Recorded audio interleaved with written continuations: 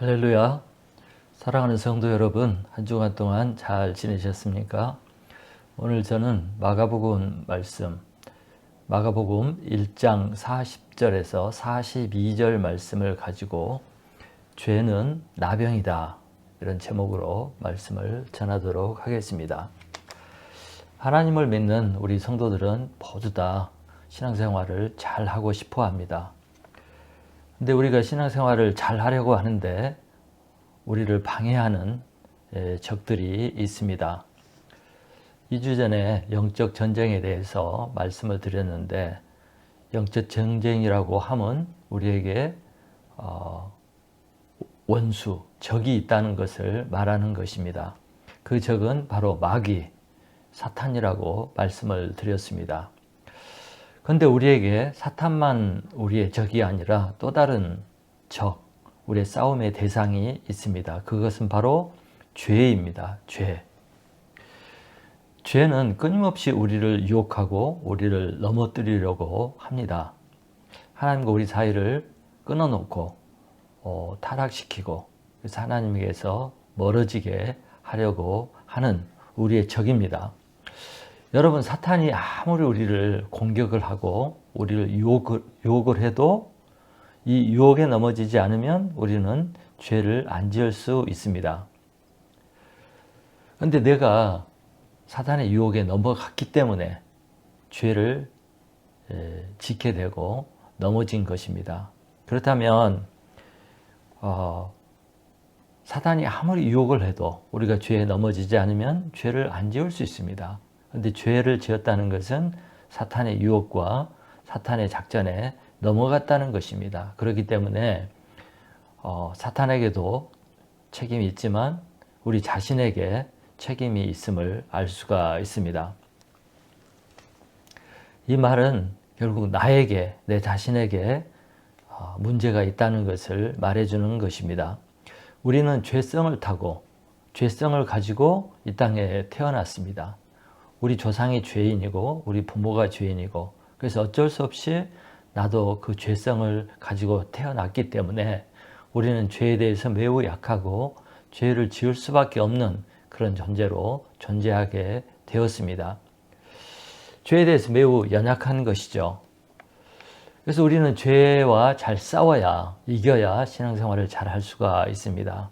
첫째는 마귀를 이겨야 되고, 또 우리 안에서 생겨나는 죄의 유혹, 또 마귀가 죄를 가지고 유혹하는 그 유혹을 이겨야 우리가 신앙생활을 잘 할 수가 있습니다. 그래서 우리가 알아야 될 것은 우리의 싸움의 대상이 마귀이기도 하지만 죄라는 것을 잘 알아야 합니다. 사도 바울이 로마서 7장 15절에서 24절 끝까지 이렇게 말을 했습니다. 내가 행하는 것을 내가 알지 못하노니 곧 내가 원하는 것은 행하지 아니하고 도리어 미워하는 것을 행함이라. 그것을 행하는 자는 내가 아니요 내 속에 거하는 죄니라. 내 속, 곧 내 육신에 선한 것이 거하지 아니하는 줄을 아노니 원함은 내게 있으나 선을 행하는 것은 없노라. 내가 원하는 바 선은 행하지 아니하고 도리어 원하지 아니하는 바 악은 행하는도다. 만일 내가 원하지 아니하는 그것을 하면 이것을 행하는 자는 내가 아니고 내 속에 거하는 죄니라. 오라, 나는 공고한 사람이로다. 이 사망의 몸에서 누가 나를 건져내랴. 탄식을 했습니다. 죄에 지고 죄에 끌려다니고 원치 않는 죄를 짓고 원하는 선은 행하지 못하고 죄의 종노릇하는 자신에 대해서 탄식을 한 것입니다. 여러분, 이런 탄식을 해본 적이 있으신가요? 저는 수없이 해보았습니다. 우리 안에 거하면서 우리를 죄 가운데로 인도하고 선을 행하지 못하게 하고 악을 행하게 하는 이 죄는 우리의 악한 원수입니다. 이 죄 문제를 해결하지 않고는 우리는 절대로 신앙생활에 승리할 수가 없습니다. 저는 오늘 말씀을 통해서 죄가 어떤 특성을 가지고 있는지 그 죄에 대해서 생각해 보려고 합니다. 우리가 죄의 특성을 알게 되면 죄에 대해서 더 조심하게 되고 또 죄를 극복할 수 있는데 도움이 될 것입니다. 오늘 본문을 보시기 바랍니다. 40절을 보십시오. 40절을 보면 한 문둥병자, 나병 환자가 예수님께 나와서 자신을 고쳐달라고 부탁을 했습니다. 나병은 역사가 매우 오래된 병입니다. 구약성경 창세기, 출애굽기, 출애굽기나 레위기에 문둥병에 대해서, 나병에 대해서 나오는데 지금으로부터 하면 4,000년 전 이야기입니다. 또 2,000년 전에 예수님 당시에 이 나병 환자가 예수님께 나와서 고쳐달라고 했습니다. 요즘에는 나병이 없습니까? 요즘에도 세계 곳곳에 나병이 있고 한국에도 있었습니다. 그래서 한국에는 격리를 시켜서 소록도에 나병 환자들이 있죠. 근데 예나 지금이나 나병은 매우 무서운 병이었습니다. 치료제가 발견되기 전까지는 우리 인간에게 가장 무서운 병, 저주스러운 병, 형벌과 같은 그런 병이었습니다. 그래서 사람들은 이것을 신이 내린 형벌이라고 생각을 하기도 했습니다. 성경은 이 나병을 아주 무섭게 엄격하게 다루고 있습니다. 이 나병은 이상하게도 죄와 매우 비슷한 속성을 가지고 있는 병입니다. 그래서 그런지 구약 성경에서는 이 병이 하나님의 저주로 임했다고 생각하기도 했습니다. 오늘 저는 이 질병과 죄가 어떻게 비슷한지를 살펴보면서 죄의 심각성, 또 죄의 무서움, 또 죄를 왜 심각하게 우리가 다뤄야 하는지, 극복해야 하는지 그런 점을 살펴보려고 합니다. 첫째, 이 나병은 강한 전염성을 가지고 있습니다. 나병은 무서운 전염성을 가지고 있습니다. 우리가 겪는 병, 또 우리가 보는 병들 중에는 전염성이 있는 병과 그렇지 않은 병들이 있습니다. 암은 전염이 안 되죠. 또 중풍병이 전염이 되지 않죠. 그러나 코로나 같은 이런 병은 전염이 됩니다. 그래서 어떤 병은 자기만 고생하고 끝나지만 어떤 병은 남에게 전염을 시켜서 수많은 사람을 병들게 하고 고생하게 만듭니다. 그래서 심각한 병이면서도 전염이 되는 병은 아주 무서운 병입니다. 그런데 이 나병이 바로 그런 병입니다. 그래서 나병에 걸린 사람이 있으면 그 나병은 자식에게도, 와이프에게도, 형제에게도, 이웃에게도, 후손에게까지 이 질병을 전염시키게 됩니다. 그래서 한 사람이 이 병에 걸리면 결국 모든 사람이 이 병에 걸리게 됩니다. 그래서 격리시키지 않으면 그 공동체가 전부 이 나병에 걸릴 수밖에 없습니다. 제가 오래전에 필리핀 나병 환자 총원에 갔다 왔습니다. 근데 갔다 온 지 수년 후에 그 청년 하나가 대학생 때 나병이 발발했다는 소식을 들었습니다. 나병은 잠복기가 매우 오래 걸리기 때문에 일찍 알지를 못하지만 결국에 드러나고 그 사람은 나병 환자로 고생을 하게 됩니다. 죄가 바로 이렇습니다. 죄는 무서운 전염성을 가지고 있습니다. 죄는 반드시 옆에 있는 사람, 주위에 있는 사람을 전염시킵니다. 그래서 병들게 합니다. 아담 한 사람이 죄를 지었는데 그 죄가 오늘 나에게까지, 우리에게까지 전염이 되는 것을 보게 됩니다. 얼마나 무섭습니까? 민수기에 보면 이스라엘 백성들이 가나안 땅에 들어가기 위해서 광야에서 12정탐꾼을 가나안 땅에 보냅니다. 그래서 40일 만에 정탐을 하고 돌아와서 여호수아와 갈렙 두 사람은 매우 긍정적인 보고를 했는데 나머지 10사람은 매우 부정적인 보고를 했습니다. 그 땅은 사람을 삼키는 땅이고 또 그 땅의 족속들은 매우 강하고 또 성들은 요새고 우리는 그들 앞에 메뚜기 같다. 이렇게 하면서 우리는 그 땅을 점령할 수 없다고 보고를 한 것입니다. 그러니까 이 얘기를 들은 이스라엘 백성들이 전부 슬픔에 빠지고 분노하고 또 모세와 아론을 원망하면서 탄식을 합니다. 그러면서 다시 애굽으로 돌아가자. 왜 우리를 애굽에서 구원해 냈느냐 하면서 이렇게 하나님께 원망을 하고 모세에게 원망을 합니다. 이 원망을 들은 하나님께서 결국 이 죄 때문에 거스리고 저항하고 원망한 죄 때문에 불신한 죄 때문에 1세대는 한 명도 가나안 땅에 들어가지 못하게 하고 광야에서 다 죽게 만들었습니다. 여러분, 소수의 적다부군에 갔다 와서 부정적인 보고를 하자 백성들이 순식간에 그 보고에 빠져들고 부정적인 생각에 빠져들고 원망과 불평을 하다가 결국 가나안 땅에 못 들어가고 죽게 되는 그런 결과를 낳게 되었습니다. 사람들은 이처럼 네거티브하고 부정적이고 나쁜 것에 금방 따라가고 물들고 영향을 받습니다. 그래서 교회에서도 어떤 사람이 부정적인 얘기하고 나쁜 얘기하고 수근수근하면 금방 그 공동체가 병이 들고 그 공동체가 고난을 받게 되고 문제가 생기게 됩니다. 죄는 이렇게 영향력이 크고 병들게 하고 파괴시키고 하는 이런 전염성이 있습니다. 그래서 하나님께서는 죄를 무섭게 다룹니다. 왜? 전염성이 있어서 남을 병들게 하고 죽게 하기 때문입니다. 로마서 1장 32절에 보면 이런 말이 있습니다. 사람들이 이 같은 나쁜 일을 행하는 자를 사형에 해당한다고 하나님께서 정하심을 알고도 자기들만 행할 뿐 아니라 또한 그런 일을 행하는 자들을 옳다 하느니라. 사람들은 죄 짓는 것을 경영합니다. 그건 죄가 아니야. 괜찮아. 자기도 죄 짓고 남도 그렇게 죄 짓도록 한다는 것입니다. 그러면서도 속으로는 그것이 나쁘다는 것을 압니다. 그래서 사람들은 서로 격려하고 서로 영향을 끼치면서 죄 속에 살게 되고 같이 멸망의 길로 가는 것입니다.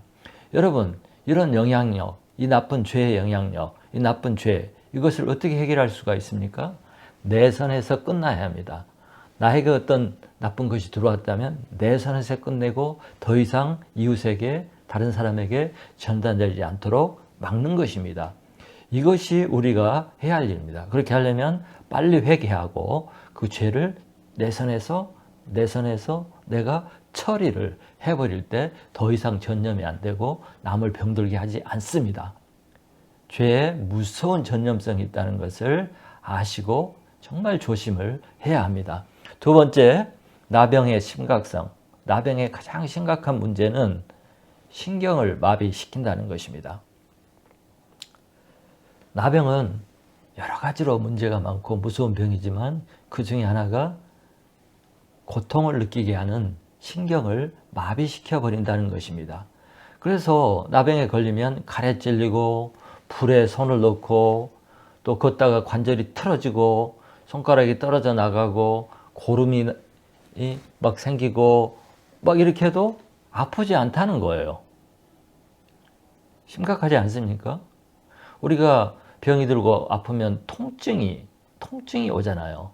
통증을 느끼면 사람들은 조심을 합니다. 치료를 받으러 갑니다. 또 통증 때문에 이걸 극복하려고 애를 쓰고 노력을 하고 조심을 합니다. 그런데 통증을 느끼지 못하면 어떻게 되겠습니까? 함부로 하게 되고 고통을 못 느끼기 때문에 조심하지도 않고 그래서 병이 더 악화되고 결국에 죽게 되는 것입니다.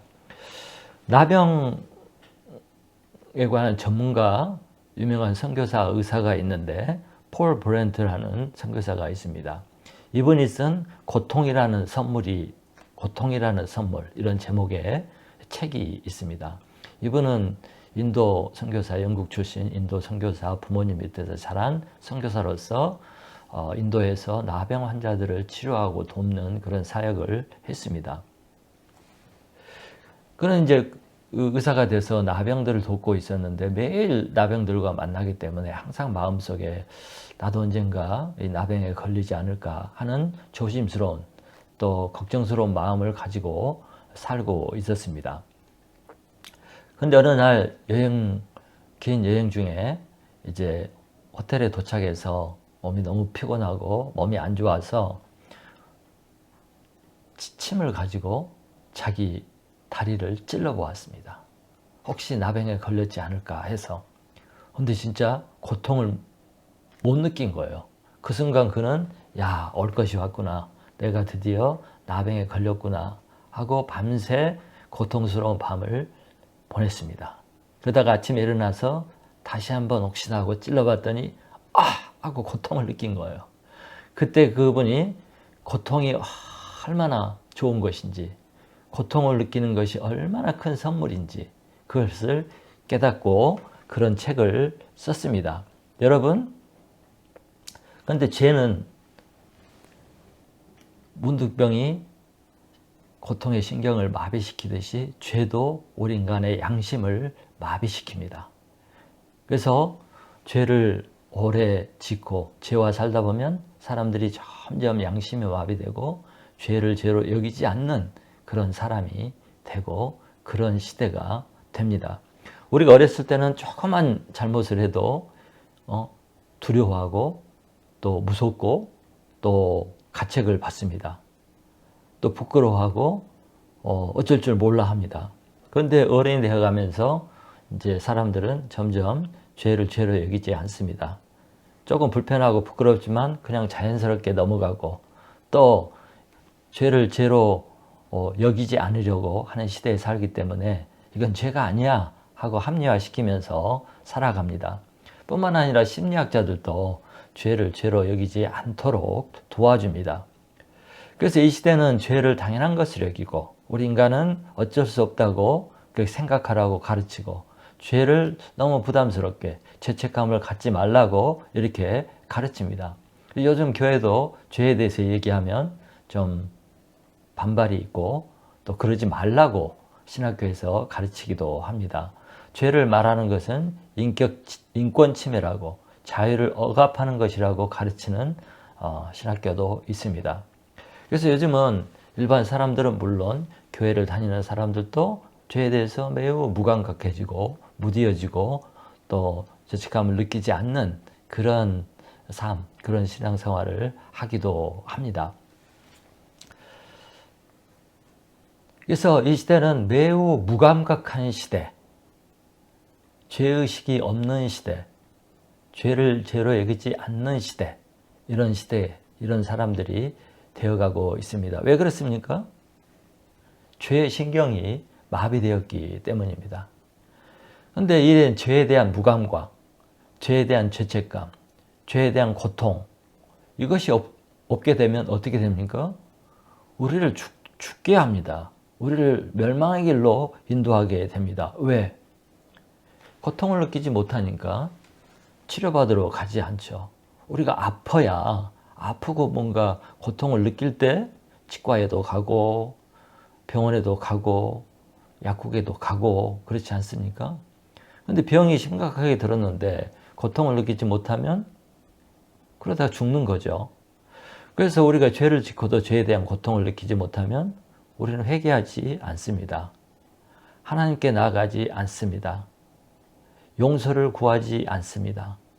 죄로부터 고통받고 해결받고자 하는 그런 마음이 생기지 않습니다. 그래서 죄의 무감각은 결국 인간들을 죄에 푹 빠져 살게 하고 구원받을 가능성을 없애버리는 그런 무서운 것입니다. 죄는 지을수록 감각이 무디어집니다. 나중에는 죄를 지면서도 아무 감각이 없게 됩니다. 죽은 것입니다. 죽게 된 것입니다. 그러나 죄를 가만히 두면 안 되죠. 그래서 히브리서 12장에 보면 죄와 싸우되 피 흘리기까지 싸우라고 말을 했습니다. 그래서 내가 죄를 짓고 고통을 받고 신음하고 힘들다는 것은 내가 살아있다는 것이고 내 양심이 살아있다는 것입니다. 그래서 소망이 있는 것입니다. 그러나 악한 길로 가고 죄를 짓고 또 하나님의 뜻대로 살지 못하면서도 아무 감각이 없다. 그러면 그 사람은 심각한 병, 죄병에 들어있고 위험한 상황에 있다는 것입니다. 세 번째, 나병은 사람을 추하게 만듭니다. 보통 병에 걸리면 이제 초췌해지고 살도 빠지고 그렇지만 그렇게 추하게 되지는 않죠. 근데 나병에 걸리면 어떻게 됩니까? 코가 문드러지고 입술이 문드러지고 귀가 문드러지고 이제 썩으면서 허물어지고 아무로도 흉측한 정말 몬스터 같은 그런 모습으로 남게 됩니다. 그래서 문둥병자는 정말 무섭습니다. 흉측합니다. 그래서 자신도 고개를 돌리게 되고 사람들은 당연히 고개를 돌리게 됩니다. 온몸이 이상하게 되죠. 손가락, 발가락도 떨어져 나가고 머리카락도 다 빠지고. 그래서 문둥병자는 아무도 사랑할 수 없는, 사랑받을 수 없는, 남을 가까이 할 수 없는 그런 몬스터가 되고 맙니다. 죄도 인간을 이렇게 몬스터, 괴물로 만듭니다. 하나님은 우리 인간을 지을 때 죄 없는 아주 아름다운 하나님의 형상을 가진 귀하고 고결하고 아름다운 그런 존재로 지었습니다. 외모뿐만 아니라 내면까지도 정말 아름다운 존재, 하나님이 기뻐하시는, 하나님이 사랑하시는 그런 존재로 지었습니다. 그런데 인간이 죄를 지은 이후로부터 인간은 망가지기 시작했습니다. 냄새나고 찌그러들고 흉측하고 악하고 더럽고 냄새나고 독하고 잔인한 그런 몬스터로 변해가고 말았습니다. 여러분, 우리가 뉴스에 보면 얼마나 흉악한 사람들이 많이 있습니까? 그 죄 때문에 그렇게 된 것입니다. 여러분 자신도 한번 살펴보고 이웃도 한번 살펴보세요. 얼마나 내 안에 더러운 거, 악한 거, 내가 또 행하는 말과 생각하는 거나 얼마나 악한지 깜짝깜짝 놀랄 때가 있습니다. 또 주위 사람들을 보세요. 정말 만나기 싫고 가까이 하기 싫고 정말 흉측한 사람들을 우리는 보게 됩니다. 그렇지 않습니까? 그래서 우리가 인간이 죄로 인해서 이렇게 흉측한 인간, 흉측한 사람으로 변화되고 그런 존재로 있게 되면 결국 어떻게 됩니까? 사람은 그런 사람 사랑할 수가 없습니다. 사랑하지 않습니다. 죄인은 멀리하죠. 싫어하죠. 외면하죠. 가까이 하기를 원치 않죠. 쫓아내죠. 감옥으로 보내죠. 싫어하기 때문에, 무섭기 때문에, 악하기 때문에 그렇게 한 것입니다. 그래서 사람들은 죄로 인해서 이렇게 망가지면 그런 사람을 사랑하지 않습니다. 동시에 사람들은 자기도 사랑하지 않습니다. 왜? 자기 악함을 알거든요. 자기가 얼마나 흉측하고 위선되고 더럽고 악한 걸 알기 때문에 자기 자신도 사랑할 수 없는 그런 존재가 됩니다. 사람들은 사람들을 싫어하고 미워합니다. 사람들은 자기 자신도 싫어하고 미워합니다. 때로는 남편도 미워하고 와이프도 미워하고 자식도 미워하고 형제도 미워하고 왜? 죄 때문에 이렇게 된 것입니다. 많은 사람들이 자신을 싫어합니다. 자기를 사랑하지 못합니다. 자존감이 없습니다. 당당함이 없습니다. 안 그런 척하고 삽니다. 그래서 사람들은 남도 귀하게 여기지 않고 자기 자신도 그렇게 귀하게 여기지 않습니다. 이 모두가 죄 때문에 망가져서 사랑할 수 없는 존재가 되어서 그렇게 된 것입니다. 이처럼 죄는 나를 추하게 만들고 사람을 추하게 만듭니다. 사랑할 수 없고 사랑받을 수 없는 그런 존재로 죄가 만들어 가는 것입니다. 이래서 죄는 나쁜 것입니다. 네 번째, 나병은 사람의 관계를 파괴합니다. 관계를 파괴합니다. 모세 시대 때 출애굽기나 민수기에 보면 이 무등병, 나병에 걸린 사람은 진 밖으로, 공동체 밖으로 쫓아냈습니다. 공동체 안으로 들어오지 못하게 했습니다. 예수님 당시에 이스라엘 나라에서는 문둥병에 들면 나라 밖으로 나가도록 했습니다. 그래서 예수님 시대에 나병 환자가 유대 땅 밖, 또 사마리아 땅으로 갈 수 없으니까 사마리아와 유대 그 경계선에서, 국경 경계선에서 살았습니다. 이리도 못 가고 저리도 못 가고. 한국에도 그렇죠. 나병 환자들 어떻게 했습니까? 돌을 던지고 쫓아내고 결국 소록도라는 나병 환자촌에 가두었습니다.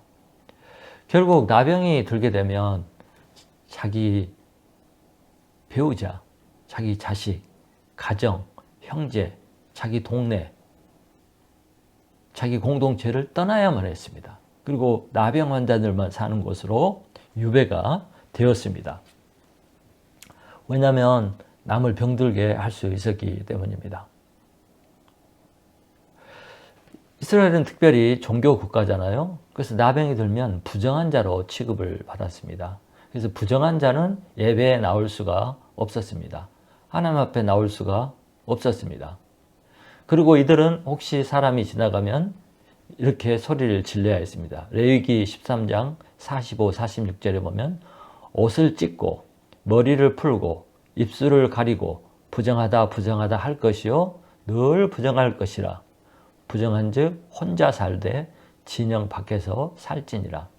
그래서 이 문둥병, 나병 환자들은 사람이 지나가면 부정하다 부정하다 소리를 질러야 했습니다. 못 오게.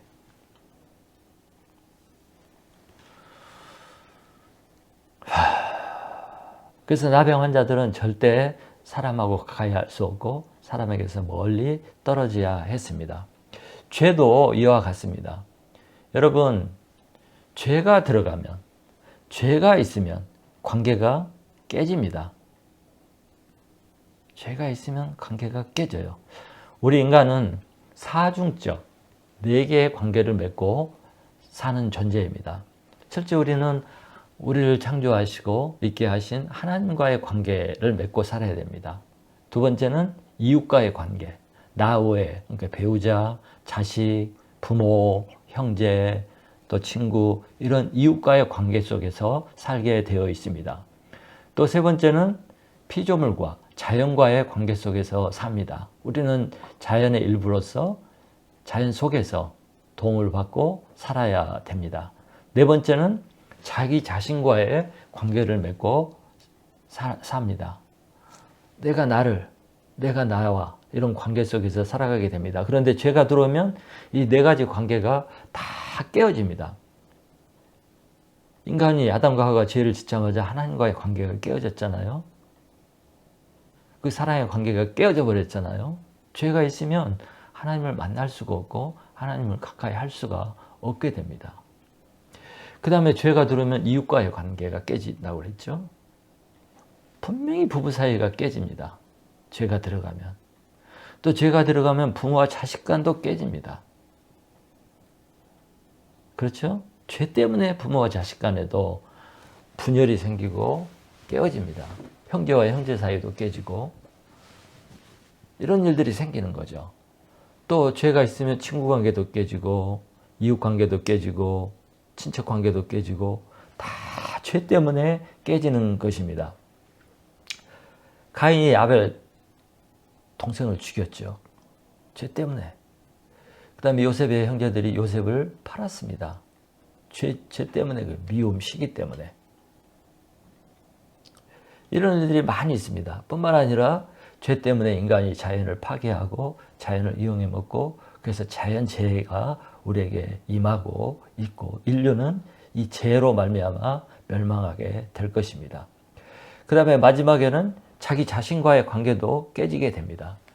죄 가운데 있으면, 죄를 지으면, 죄 문제가 해결이 안 되면 자기를 사랑하지 못합니다.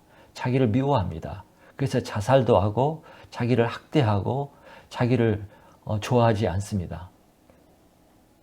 그래서 자기를 잊어버리려고 애를 쓰지만 자기를 피할 수가 없죠. 그래서 불행하게 되는 거예요. 자기를 사랑할 수 없기 때문에, 자기를 가치 있는 존재를 여기지 못하기 때문에, 자기가 자기를 봐도 너무 한심하고 더럽고 추하고, 그래서 자기를 사랑할 수 없고 자기 자존감이 없고 자기와 관계가 깨지니까 자기 인생이 불행해지는 것입니다. 죄가 이렇게 만든 거예요. 죄가. 그래서 이 이걸 회복하려면 죄 문제가 해결이 돼야 관계성이 회복되는 거예요. 내가 먼저 내 죄 문제를 해결해야 부부 사이도 회복되고 부모와 자식 사이도 회복되고 형제 사이도 회복되고 이웃과 친구와의 관계도 회복될 수 있는 거예요. 죄 문제가 해결되지 않으면 관계는 회복되지 않습니다. 그래서 내가 먼저 회개하고 내 잘못을 인정하고 그 잘못을 버리고 나갈 때 관계가 회복될 수 있는데, 죄를 붙잡고 있으면 영원히 관계를 이루지 못하고 관계가 깨어진 불행한 삶을 살게 되는데, 죄가 그렇게 한다는 것입니다. 마지막으로 나병은 결국 사람을 죽게 만듭니다. 우리는 감기가 들면 한 2주만 참으면 낫습니다. 코로나 걸려도 요즘에 안 죽더라고요. 그래서 많은 병들은 치료받을 수 있고 또 시간이 지나면 치료가 됩니다. 그러나 병들 중에 고치지 않으면 못 낫는 병들이 있죠. 근데 나병은 반드시 옛날에는 다 죽었습니다. 결국에는 다 죽었습니다. 비참한 모습으로 죽었습니다. 그러니까 비참한 모습으로 살다가 결국은 죽는다는 거예요. 죄가 바로 그렇습니다.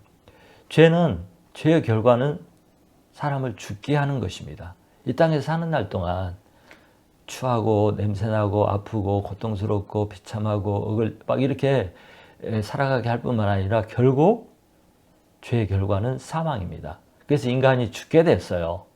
로마서 6장 23절에도 죄의 싹슨 사망이다 이렇게 말씀하셨습니다. 그래서 아담과 하와가 죄를 지음으로 우리 인류는 그때부터 영생을 잃고 사형선고를 받고 결국에 한 사람도 예외 없이 죽게 되었습니다. 흙에서 와서 흙으로 돌아가게 되었습니다. 그래서 죽음이 있기 때문에 인생이 불행하고 슬프고 허무하고 고통스러운 것입니다. 그런데 육신의 죽음으로 끝난다면 그래도 참 다행입니다. 죄를 짓고 살다가 죽어버리면 끝이죠. 악하게 살다가 남에게 뺏어서 부자로 잘 먹고 잘 살아도 죄인으로 살아도 죽으면 끝이잖아요. 근데 성경은 육신의 죽음으로 끝나지 않는다고 합니다. 성경은 두 번째 사망, 두 번째 죽음이 있다고 말씀하고 있습니다. 요한계시록 20장 14절 15절에 보면 사망과 음부도 불못에 던져지니 이것은 둘째 사망 곧 불못이라. 누구든지 생명책에 기록되지 못한 자는 불못에 던져지더라. 성경은 둘째 사망을 여러 군데서 얘기하고 있습니다. 육신이 죽음으로 끝난 것이 아니라 하나님 앞에 다시 하나님이 죽은 자들을 다시 살려서 하나님 앞에 서서 심판을 받게 하고, 그때 생명책에 이름이 기록되지 못한 자는 다 유황불못에서 영원한 고통을 받게 되는데, 그것이 둘째 사망이라는 것입니다. 그때 진정한 죄의 대가를 치르게 되는 것입니다. 결국 죄는 육신이 죽을 뿐만 아니라 우리 영혼이 영원히 죄의 싹스로 고통을 받는 그런 죽지 못하는 죽음을 겪게 한다는 것입니다. 죄는 이렇게 무섭습니다. 죄는 무서운 거예요. 그냥 죽음으로, 육신의 죽음으로 끝나버린다면 그냥 악하게 살다가 한일생 살다가 가면 되는데 그렇지 않다는 거예요. 더 무서운 죽음이 죽음 이후에 기다리고 있다는 거예요. 그래서 죄가 무서운 것이고 죄가 나쁜 것이고 반드시 죄는 해결해야만, 이 땅에 있는 동안 해결해야만 된다는 것입니다. 이 땅에서 죄가 얼마나 무서운 병인가 살펴보았습니다. 죄는 무섭습니다. 잔인합니다. 피할 수 있으면 피해야 되고 끊을 수 있으면 끊어야 되고 해결할 수 있을 때 해결해야 되는 것이 죄입니다. 그러나 이 시대는 죄를 우습게 여기죠. 죄 얘기하면 비웃습니다. 지옥을 얘기하면 비웃습니다. 근데 그 비웃음이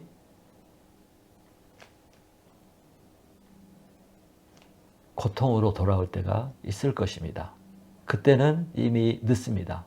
그래서 이 땅에 있는 동안에 반드시 죄의 병을 치료해야 됩니다. 오늘 본문에 보면 나병 환자가 예수님께 나왔습니다. 그리고 그는 병을 고쳐주기를 예수님에게 부탁을 했습니다. 그렇죠? 이 나병 환자, 무등병자는 두 가지를 잘못하고 있습니다. 아까도 읽었지만 레위기에 보면 옷을 찢고 머리를 풀고 입술을 가리고 부정하다 부정하다 하면서 사람들이 자신에게 오지 못하도록 해야 했습니다. 이 말은 이 사람이 사람들 앞에 가까이 가면 안 된다는 거예요. 그런데 이 사람은 사람들 앞에 왔습니다. 사람들이 모여 있는 곳, 예수님에게까지 온 거예요. 잘못한 거죠. 그 다음에 이 사람은 소리를 쳤어야 돼요. 자기가 문득병자니 부정하다 부정하다. 그런데 이 사람은 몰래 소리치지 않고 숨어서 그곳까지 온 것입니다. 왜 이렇게 율법을 어기고 속으면서까지 예수님께 나왔겠습니까? 당연히 고침을 받고 싶어서, 깨끗해지고 싶어서, 이 병에서 낫고 싶어서 예수님께 나오지 않았겠습니까? 그가 병들어 있을 때 얼마나 가족이 그리웠겠습니까? 아내가 그립고 남편이 그립고 친구가 그립고 부모가 그립고 얼마나 또 가족에게 돌아가고 싶었겠습니까? 얼마나 정상적인 삶을 살고 싶었겠습니까? 사람답게 인간답게 사랑받으며 우정을 나누며 살고 싶었겠습니까? 그래서 그의 소원은, 꿈에도 소원은 나병이 낫는 것이었습니다. 그런데 나병은 1%도 다시 나을 수 있는 희망, 가능성이 없는 병이었습니다. 헛된 꿈일 뿐이었죠. 그런데 그때 이스라엘에 예수님이 나타난 거예요. 그는 이 예수님에 대한 소문을 들었습니다. 이 예수라는 사람이 모든 병들을 다 고치고 귀신도 쫓아내고 죽은 자도 살리고 뿐만 아니라 죄인들, 창녀들, 세리들도 다 받아준다는 얘기를 듣게 된 것입니다. 그러니까 두 가지 가능성이 생긴 거죠. 병도 고쳐준다. 어떤 사람도 받아준다. 그러면 내 병도 고쳐줄 수 있겠구나. 나도 혹시 받아줄 수 있지 않을까 하는 그런 소망이 생긴 것입니다. 그래서 그는 예수님을 만나기로 작정을 하고 사람들을 아랑곳하지 않고 숨어서 예수님께까지 나아온 것입니다. 모든 율법과 규례와 또 사람들의 방해와 핍박 다 거슬리고 물리치고 극복하고 예수님께 나온 것입니다. 그리고 예수님께 나와서 이렇게 말을 했습니다. 40절을 보십시오. 40절 다시. 주여 원하시면 저를 깨끗하게 하실 수 있나이다. 주여 원하시면 저를 깨끗하게 하실 수 있나이다. 그의 말이 조금 이상합니다. 그는 자신 있게 주님 저를 고쳐주십시오. 그렇게 말을 하지 못했습니다. 왜요? 자신의 병이 너무 추한 병이고 부정한 병이고 율법에서 부정하다고 여긴 병이고 또 사람들이 자기 외모와 병 때문에 다 거절하고 미워하고 싫어하는 것을 알기 때문에 예수님도 싫어할 수 있다고 거절할 수 있다고 이렇게 생각을 할 것입니다. 예수님도 놀래고 왜 너 여기까지 왔냐? 어우 더러워 무서워 이렇게 할 수 있지 않을까 하는 그런 생각을 해서 주여 원하시면 저를 치료할 수 있습니다. 이렇게 얘기를 한 거죠. 그때 예수님이 나병 환자를 어떻게 도와주셨습니까? 41절을 읽어보겠습니다. 41절. 예수께서 불쌍히 여기사 손을 내밀어 그에게 대시며 이르시되 내가 원하노니 깨끗함을 받으라 하시니 예수님은 이 나병 환자의 아프고 상처받은 마음을 잘 알았습니다. 그래서 예수님이 이렇게 말했습니다. 내가 원한다. 내가 원해. 이렇게 말씀한 거예요. 또 예수님은 이렇게 말할 뿐만 아니라 손을 대면 안 되는데 손대지 말라고 그랬거든요. 손을 대면 부정해지기 때문에. 근데 예수님은 그 사람에게 손을 대면서 그의 몸에 환부에 손을 대시면서 내가 원하노니 깨끗함을 받으라 이렇게 말씀해 주셨습니다. 자기를 거절할까 봐, 자기를 싫어할까 봐 자의식을 느끼고 두려워하고 있는 그에게 손을 대시면서 내가 원한다 이렇게 말씀하신 것은 예수님이 그 사람을 얼마나 사랑하시는지, 그 사람을 얼마나 고쳐주기를 원하는지, 그 사람을 얼마나 받아주기를 원하는지 그 마음을 행동으로 보여준 것입니다. 사람들이 다 거부하고 싫어하고 외면하고 피했지만 예수님은 그렇지 않다는 것을 보여준 것입니다. 왜요? 예수님 바로 이 사람을 위해서 하늘에서 이 땅에 오시고 바로 그때 그 자리에 있었거든요. 그 사람을 위해서, 그 사람을 치료하기 위해서, 그 사람을 도와주기 위해서 오신 분이거든요. 그 사람을 위해서 예수님이 십자가에 죽었거든요. 그러니까 그 사람은 예수님이 기뻐하는 존재, 불쌍히 여기는 존재, 어떤 모양이라도 더러워도 받아주는 그런 존재였습니다. 예수님에게. 여러분, 예수님에게는 모든 사람이 유대인이나 이방인이나 어떤 악한 죄인이라도 다 예수 그리스도의 피조물입니다. 예수님이 지으신 예수님의 사랑하는 자녀들입니다. 예수님은 이 모든 사람들을 위해서 이 땅에 오셨습니다. 그들을 도와주고 치료하고 구원하기 위해서 이 땅에 오셨고 죽으신 목적이 바로 그것이었습니다. 그래서 이 사랑에는 예외가 없습니다. 예외가 없어요. 어린아이부터 노인까지, 부자로부터 가난한 사람까지, 어떤 죄인이라도 종족과 인종과 피부와 종교와 상관없이 모든 사람을 사랑하십니다. 그들을 고치고 치료하고 자유케 하고 아름답게 만들어주시기 위해서 이 땅에 오셨습니다. 나병 환자 같은, 문둥병자와 같은 그런 인생들을 치료하시고 회복시키고 아름답게 만들어주기 위해서 이 땅에 오신 것입니다. 사람들이 문둥병 같은 죄 때문에 신음하고 고통받고 절망하고 죄짓고 고통받고 타락하고 방황하고 죽어가는 이런 인생들을 살리고 치료하기 위해서 오신 것입니다. 여러분, 그래서 이 예수님은 똑똑한 사람이나 부자나 옷 잘 입은 사람이나 공부 많이 하는 사람이나 이런 사람만 사랑하는 게 아니고요. 오히려 병든 사람, 죄인, 악인, 더러운 사람, 죄 많이 있는 사람, 사람에게 손가락질 받는 사람, 가난한 사람, 불쌍한 사람을 더 불쌍히 여기고 사랑하시는 분이에요. 예수님은 어떤 사람도 아무리 악한 죄인도 거절하거나 외면하거나 거부하지 않습니다. 얼굴 돌리거나 외면하지 않습니다. 사람은 그렇게 할지라도 예수님은 절대 그렇게 하지 않으십니다. 예수님에게는 고치지 못할 병이 없듯이 용서하지 못할 사람이 없습니다. 예수님에게서 용서받지 못할 죄는 없습니다. 용서받지 못할 죄인도 없습니다.